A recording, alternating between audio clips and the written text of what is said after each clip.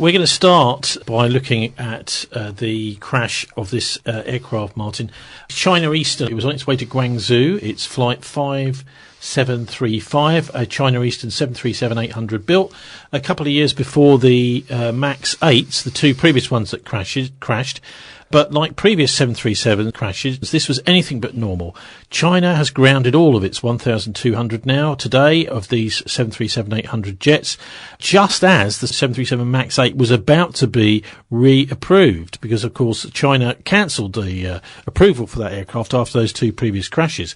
The airline was cruising at 30,000 feet on an hour and a half or so flight, and then into Guangzhou, and then suddenly nosedived in 1 minute to 8,000 feet. It pulled up, even climbing for 30 seconds or so before doing a power nosedive, hitting the deck at over 700 miles an hour, very close to the speed of sound. The previous similar 737 MAX 8 crashes, the Lion Air crash in 2018 and Ethiopian Airlines in 2019, should be obvious for anyone to see. It's exactly the same pattern, losing control at cruise and then ploughing into the deck in a power dive. WikiLeaks Vault 7, we were talking about with John Shipton there, Julian Assange's father, which was published, I think it was in 2017, did actually publish manuals, Martin, of CIA transport hacking tools. And of course we know it's much better publicised, but not to do with transport, is the Stuxnet hacking tool for nuclear reactors. Now, it does seem to me quite obvious to anybody dispassionately looking at this that this is a hack of the same aircraft, and it's basically an act of war against China. Now, the Chinese government might not wish to talk about it like that, because of course it would very much disturb and inflame their population, but those in the know will know. Well, I think we can't jump to conclusions about that too easily. Don't forget, these planes have been falling out of the sky all over the place. They're not very reliable. Okay, well, that's not the case. It's the flight control system that's the problem, which is the software we'll be hearing about in a minute. Actually, a clip which sound engineer Dave Bazanko sent me, which is, I think, quite interesting to hear.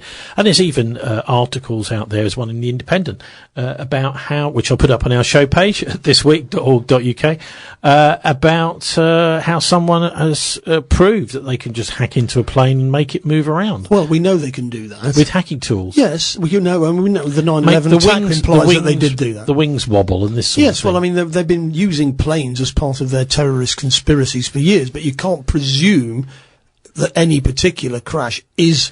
I think with the characteristics here, I don't quite think possible. Of course, I'm not ruling it out. There will be an investigation, but I would say this is 90%, 99% certain that the same exact pattern has happened to those previous two aircraft, which was absolutely a software fault. Now, a software fault can be a software fault, or, for example, with the Chinook crash and the Mulligan-Tyre, it can be a hack, can't it? Well, of course, it could be a hack, and I'm not ruling it out. Given the state of international relations, and, we're in the OK corral, let's face it.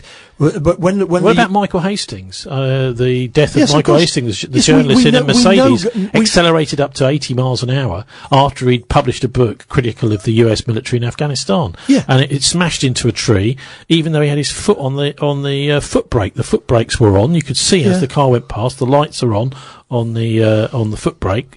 Brake lights were on. And there he is doing 80 miles an hour, crashes into a tree and dies. And he's killed. Yes, it is quite feasible that this is an act of war, as you suggest.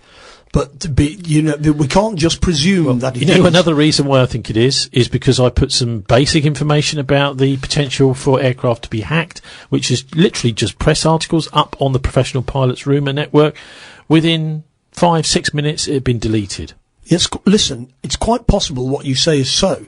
Don't forget that when the Russians went to the UN Security Council saying we've uncovered all these biological warfare labs in Ukraine, and also, of course, they're in Georgia, as Gatashev has pointed out, the Chinese jumped on that immediately and said that our evidence is that you've got 300 of these labs, many of them scattered around near our borders. And don't forget, just over 2 years ago, half of our pig population died, then all of our chickens died, and then we got COVID-19, which you claim some of you claim came from our lab in Wuhan, which was funded by the Pentagon.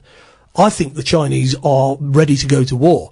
And therefore, and also the rhetoric from the United States that if China doesn't sanction Russia over Ukraine, then they themselves are going to be sanctioned. I think the Chinese are deciding which side they're on. And of course, the Americans doing something like this, if they have done it, is not really going to get them anywhere. Well, you say that, but they're just maybe sending a very clear message to. I mean, we don't know who was on that aircraft. It may be somebody who was in the security services close to the Chinese government that they don't want the world to know about. If it is them, then you've got to ask yourself, well, what's the logic behind it? And yes, I can accept that it is like a mafia-style logic. You know, accidents can happen if you don't do X, Y, and Z, as we say. But I mean, aircraft do not go from cruise into power dives. Yes, okay. That's not how a crash happens. If it is an attack, as you say, then I'm quite sure the Chinese intelligence services will. I mean, the purpose of it will be to make them realise, yes, we can do this to you. Are you going to stop cuddling up to the Russians? Well, of course, I don't think it's going to have the desired impact any more than the sanctions that they're putting on Russia and China are going to have the desired impact. One of the explanations put out in the press, or to the press, for the press to not think about and just publish, is pilot suicide. Because there was, I think it was a German Air pilot that did that a few years ago.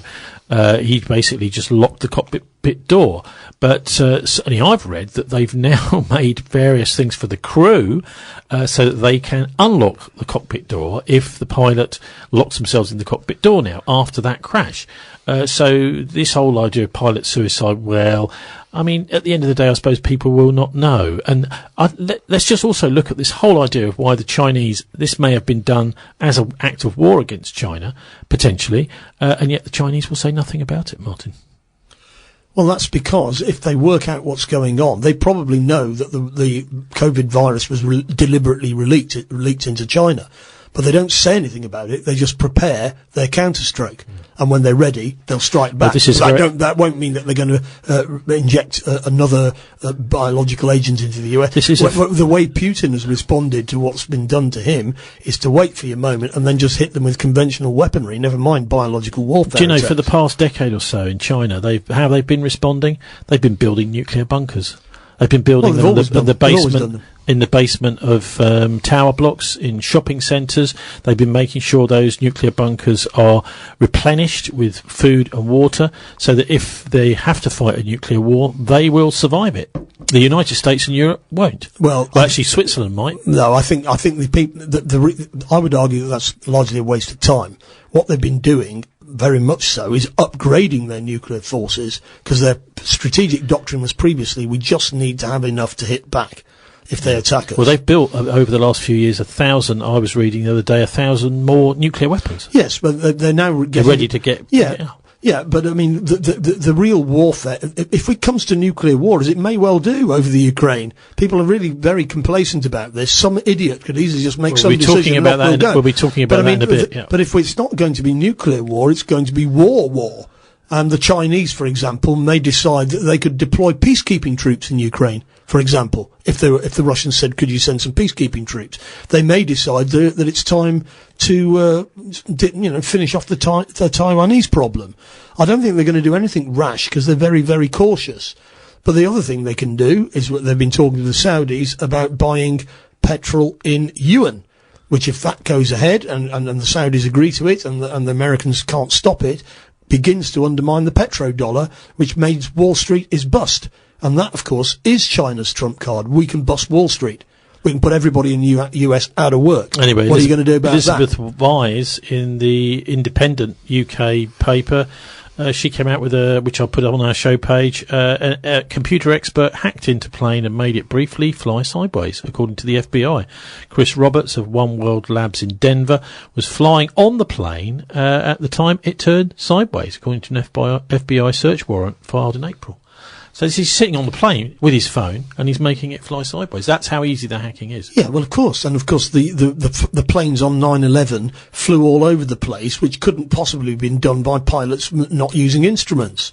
And the Global Hawk technology flew a whole plane from the US to Australia in 1972, flown from the ground. And if you think about it, a world in which we've got drones for everything of all different sizes and shapes, it's quite easy to hack into any aircraft vehicle of any kind. The technology is quite straightforward if you think about it. The question is, who's hacking in, why are they doing it, and what's the point? In 1994 in Scotland, this RAF Chinook crashed. There were actually quite a few senior intelligence people on board that aircraft, weren't there? There were, and of course the question then has to be, that's just as with the Polish plane that crashed. It was basically the pilot lost control of it because it went straight into a cliff face. And all the investigations I've read, actually there's a very, very good chapter on it in a book, I can't remember the title of, I read a few years afterwards, where they showed that this FADEC, which was the software system on the plane, was the prime suspect. Yes. Again, software. Yes, and software is the way you would do that. But then, of course, there's further questions, like with as I was saying, the Polish plane that crashed at Katyn and the Chinook helicopter, is why have you got all your top people on one plane? That's just basic security stuff that you do not do. The Katyn crash, because I like my aeroplanes, I was brought up with them, and the Katyn crash, looking into that, as I did, I spent a lot of time looking into it, and I think the most likely explanation there was simply that you had a drunk senior officer on board who was telling the pilot to land the plane in a very dangerous situation, pulling rank on the pilot, basically. And the same situation, I don't know if you know this, but happened in the Second World War with Prince George's Sunderland crash up in the north of Scotland, where even though he was drunk, he said, I'm a senior officer, I'm also a prince, and I'm going to fly this plane. And he flew it into a hill and killed himself and all the passengers. Yeah, but the important point, from my point of view, as an intelligence analysis, if you like, is why would you put all your top people on one plane? You just ain't supposed to do that. All of the people who were taken down with the Chinook were the top people who were involved with fighting the IRA, all of them. Well, the IRA was saying they weren't expecting to crash. No, but at the same time, you take at least 3 helicopters. You don't take one with everybody on one helicopter. You just don't do that. Well, maybe they've changed their procedures, or maybe they're not actually as afraid of the enemy as we think they are, because they are actually the enemy. Well, indeed, and of course, I could see when we were talking with Tim earlier, my suggestion that NATO is actually involved in killing all the demonstrators in the Maidan Square. You can see this sort of look of disbelief coming over his face, but NATO doesn't do things like that. Yeah, they're on our side. They're on our side. Yeah, well, the truth is, after decades of research into this, and it's been going on for decades, they certainly do. They've been doing it for years. It's their standard operating procedure. Well, Martin, they're world experts. Anyway, let's have a listen now to a guy called Dylan Beattie, who's talking about the previous 737 crashes in 2018 and 2019, which had the similar problem with this flight control system. So I think it's called the MCAS. This is a part of the flight control system which is very vulnerable. The 737 is like most modern planes. It is a fly-by-wire aircraft. The pilot pushes the control surfaces. They tell the computer, hey, go up, go down. A pilot wants to do this, a pilot wants to do that. The computer flies the plane based on those inputs. But the computer can also override the inputs. It can inject its own behavior. And so they came up with this feature. It's called MCAS, the Maneuvering Characteristics Augmentation System. And what they basically did was they wrote some code that is good code, that works, which says if you detect that the aircraft is rising like this, raise the tail and bring the nose back down. That's it. And don't tell anyone this is happening, because we just want to simulate the fact so that the pilots think it's behaving like all the 737s they've ever flown before. The 2 aircraft that crashed, the problem they had was something called an angle of attack sensor. They had one single sensor, which is the thing that tells the computer, is the plane doing this or not? And it appears, based on what we know so far, that that angle of attack sensor malfunctioned. There was only one. There was no backup system. And because the pilots had been told this is just a 737 like all the rest, they didn't know that there was this additional MCAS system. It was in the manual, but, are you going to read the manual? Your plane is doing weird things and you don't know what's going on. You're trying to save the thing. You're trying to, look after the passengers who are on board. It's not clear whether they knew about the procedures. It's not clear whether they just didn't have time to implement them.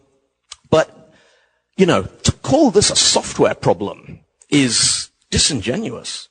Software is what made that aircraft possible in the first place. The problem, as I see it, is it's systemic.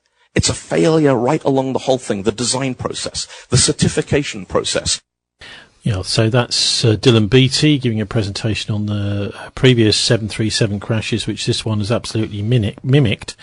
from cruise altitude. Pilot seems to lose control. Aircraft goes down several thousand feet in like 1,000 feet a second, very, very fast under power. And then levels out a little bit, and then it goes into the deck at nearly the speed of sound. So this is no normal crash by any means. So fly-by-wire, Martin. This is quite that's the name of his talk, Fly-by-wire, the cost of code. Well, I mean, what that suggests to me is that design features of the 737 cause crashes, and that then rather obviates the discussion of whether it's an act of war. Oh, well, that's hacking. Why the thing is, what you can hack is a sensor, isn't it? Yeah. So if you can hack in there, you can say, "Oh, you know that sensor there that's saying this? Make it say that," and then the whole thing goes down. You could. But don't forget... But there's 1,000 ways to do this. Well, indeed, and don't forget, there's more than one of these planes that's gone down. I mean, we talked and about... there's a big debate going on in the aerospace industry about whether these planes are viable. Just as the previous type of aircraft, the 737 MAX 8, is about to be allowed to fly again in China, this happens. The previous version of the 737 is also... vulnerable. In fact, I think let's be quite clear here. Whether you're hacking from a satellite, a ground station, or whether you're hacking from an AWACS aircraft nearby somewhere, pretty much every modern aircraft is hackable. Absolutely. And most of everything in modern society is hackable. The question then becomes, was it hacked, or is it just the computer messing up, because it's been badly designed? Or is there something more sinister going on? These questions have to be asked. The other thing, of course, is if it's powering into the deck, that means that there is very unlikely to be any survivors. I mean, these sorts of accidents are very, very, very rare, and yet they're happening one after the other in these Boeing aircraft. And it's also worth pointing out that Boeing went bust after those two previous crashes, and Boeing was rescued because it's a military company, and basically Boeing is a zombie firm, and very much, I would suggest, bribable. They're not just a normal company. No. They are bankrupt, but they're kept alive because they're building this military stuff. Well, this is the way that the US carries out its industrial policy. So they claim that they don't subsidise anything and they're all in favour of the free market, which is a load of nonsense on the face of it, because it's just not true. They subsidise lots of things. But they then claim that the military stuff has got to be separate. So all the money that they spend on the military subsidises Boeing to compete against whatever, Airbus or whatever its competition is. But it doesn't come under any kind of WTO rules because it's military expenditure. So it's just another way in which the Americans rig the system, like they rig all the systems, to try and get what they want. Is there any reason why the Boeing might wish to kick China in the teeth over Ukraine? No, I think this to my mind, if this is going to be an act of war on China, it's a fairly petty one. Well, we don't know who was on there, do we? Well, we don't.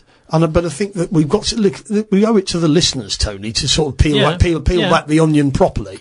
And you can't just jump to conclusions. There have been the Chinese, I'm sure, are very suspicious about the origins of COVID. They've pretty much flagged that up, and that of course means that they've put their country on a war footing. So they're expecting something. So that will be in their minds as they're investigating. Most definitely, but they're not necessarily likely to tell anybody about those investigations not necessarily until a long way down the line. That's right. Well, I mean, the thing that really convinced me was seeing my basic post about the potential of it being hacking immediately deleted from Professional Pilots Rumor Network. In fact, this forum, which I've been on probably since 2015 or something, I go on there from time to time just to, for example, I got all the information about the descent of the aircraft and what the behaviour and characteristics were of this particular crash from there. But there were people coming on the forum after my post had been deleted saying, funny things are going on this forum. Good stuff is being deleted, is being disappeared from this forum, and it has been for the last 5 years. What's going on? So there were clearly other people with aviation safety in mind who were thinking similar thoughts to what I was. Anyway, let's move on and look at Ukraine now, and I think that this possibly is to do with the Security Council vote with the Chinese abstaining on Ukraine. And rather than go into some sort of expert or whatever, I thought we'd have a listen to a couple of people that I met at something called Stand in the Pub yesterday here in Bristol, and this is one of those organisations that was set up by what you might call the anti-lockdown crew all over the country. These stand in the park groups were set up. They've now become more like, rather than going to the park, because that's the only place you were allowed to go during lockdowns, they're now called Stand in the Pub, and they are all over the country.